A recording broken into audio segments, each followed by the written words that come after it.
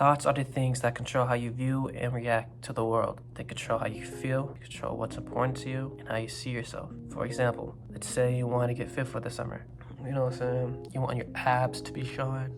You want your wide shoulders so you look like a Dorito, you know what I'm saying? Naturally, you'll think about how you go about achieving your perfect chiseled physique that you always wanted. And in due time, you know how to attain it, and you do the actions to attain it. And if you don't, then that means deep down you feel like you just can't achieve your goal that you really want. And ultimately, this just comes down to how you see yourself. Your self-image. The book, The 12 Universal Laws of Success, explains self-image like this in the first chapter. The universal law of thought. How you see yourself in your own eyes determines what you get out of life. Self-image is your own conception of yourself. It is the mental and emotional picture you hold in your own consciousness of who you are, what you are about, and what you represent. Your self-image is important because it is the starting point of your life experiences. The image you hold of yourself is like a great vase into which all your life experiences are poured and blended. I don't think most people are aware of how big of an impact their self-image has on their daily lives. Or rather, they're not aware of how much they negatively perceive themselves and how much that really impacts things like their daily decisions, things they can and cannot do, the people that they allow in their life, and their habits, especially when they want to create a new one. So, for example, let's say a person wants to try and play a new instrument like a guitar. You know, they pick it up, they start playing it for a little while, and then they realize that they suck, and they actually have to put effort into things that they want to get good at. So, realizing that they suck, they tell themselves, I really don't think I'm a musician. And so they put the guitar away and they never touch it again. And they walk away thinking that they'll never be a good musician because they don't have that God-sent ability to be good at guitar. Even though if you play an instrument, you know that this God-given talent is not a thing. We just put in the effort to be at a level where guitar playing is more enjoyable, hence bringing us more skill. Our self-image did not restrict us from getting what we wanted.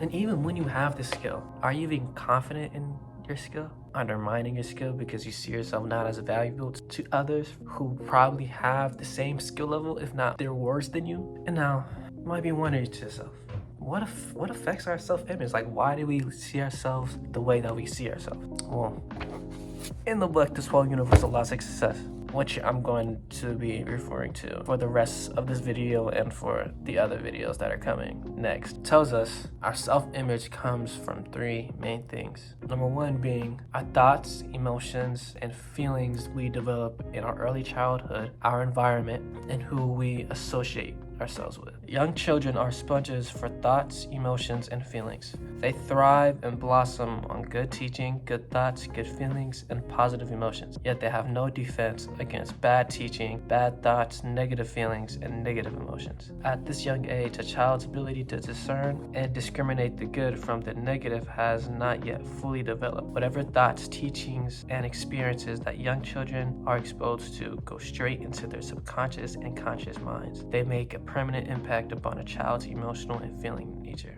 When we're young, we really don't know what is true, false, right or wrong, but it is during this time that what we learn establishes our emotional and feeling foundation for the rest of our lives. This is the time when your feelings and emotions become associated with your thoughts as your self-image develops. For example, let's say a child draws a picture and they show the drawing to their parents. And just like good parents do, they praise the child for their objectively really ugly picture. But what this does to the child is that they like the positive feeling from showing their drawing to their parents. Naturally, they want to draw more and more, and with time, they get better and better until they eventually identify themselves as an artist later on. You get it? Like, makes sense? Hopefully, I don't know. Which transitions into our environment. Your environment is a strong influence upon your self-image because it is the source of validation and confirmation. Suppose you have a poor self-image and you live and work in a rundown area in a poorly maintained home in an otherwise negative environment. What does that negative environment do other than confirm your negative self-image? When you are in a particular environment for a set amount of time, you start to pick up on the characteristics of that set environment. Like, you see this with people who are proud of where they came from, you know, like they act like being from New York is like some type of personality trait.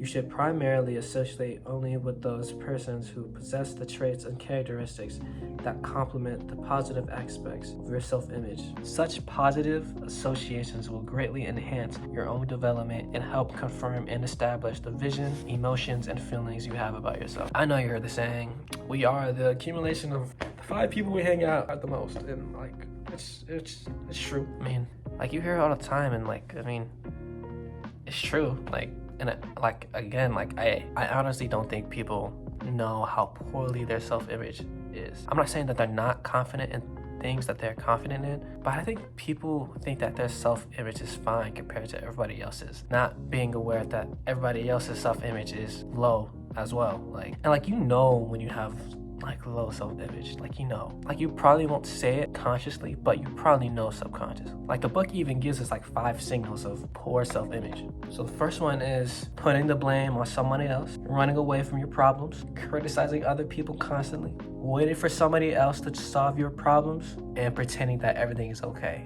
If at least one of these 5 things struck you in the gut.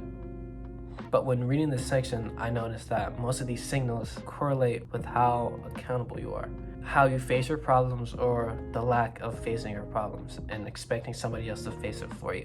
And people just lack the realization that they can't grow without solving the problems you have now. If you do not take responsibility for your condition, you cannot change it, nor can you grow through it. That which you cannot grow through, you will go through again and again.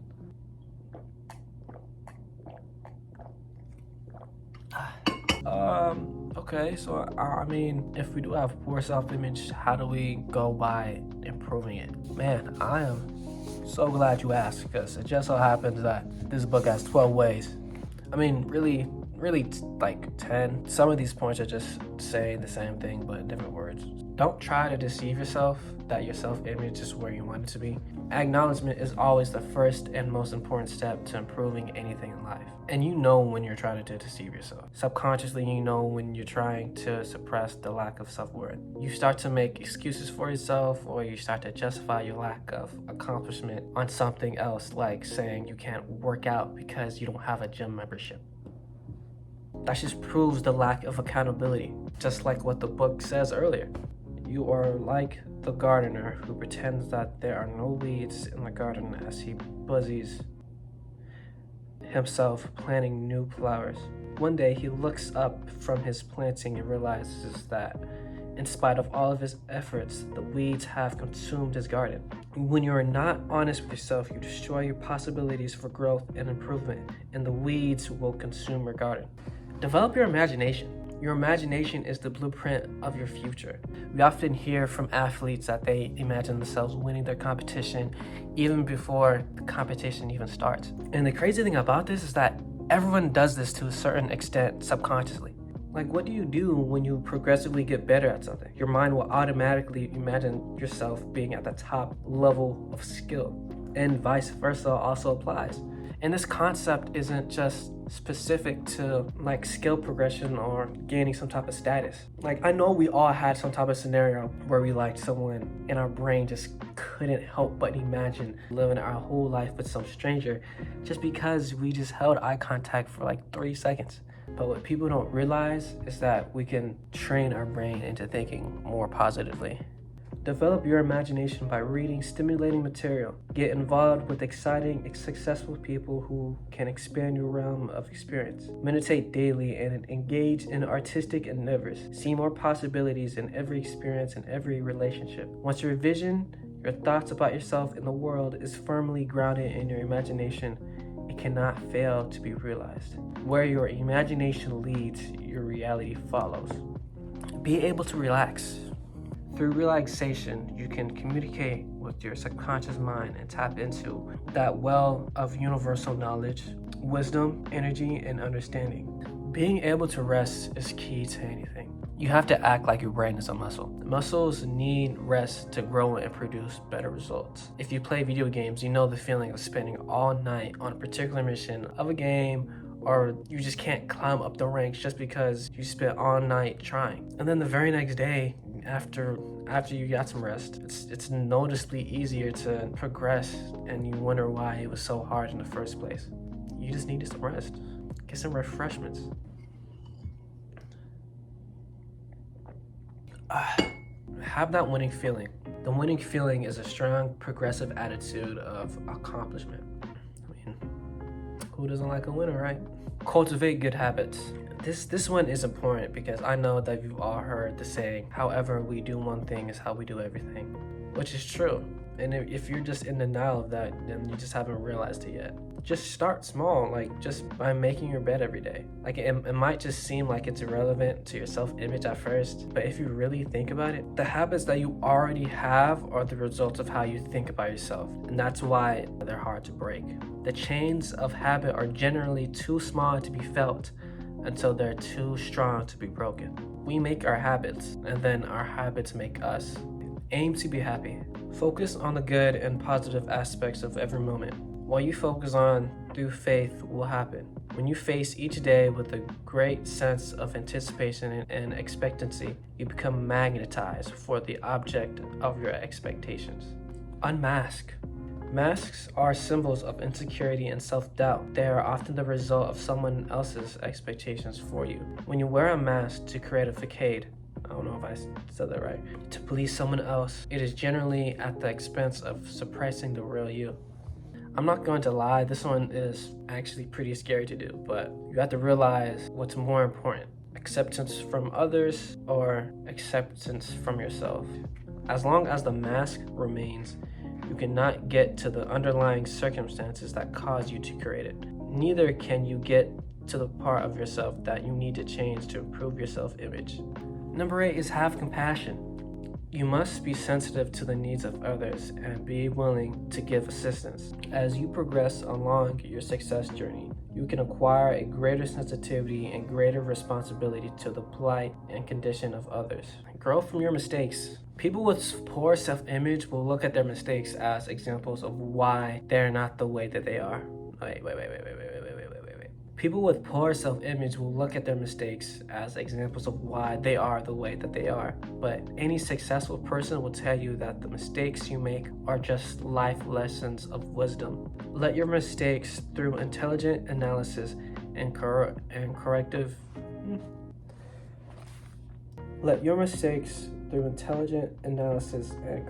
actions become markers showing the way on your journey to improve your life. And then I'm not gonna lie, number 10 is just number 1. Number 10 is acknowledge your weakness. I feel like that's just like number 1. And then 11, just being yourself, which is really number 5. So we get to skip that. Like, we really don't need to be redundant. And 12 is what I believe is the most important one. Never stop growing. Life is a constant orchestration of growth through adversity and challenge. When it comes to everything in life, you're either going up or down. Like if you have a hobby and you don't take action in it, eventually you won't be at this certain skill level that you once were. And the same goes with life in general. Then eventually you'll become worse. The moment you reject the growth principle of life, you accept the static principle of death.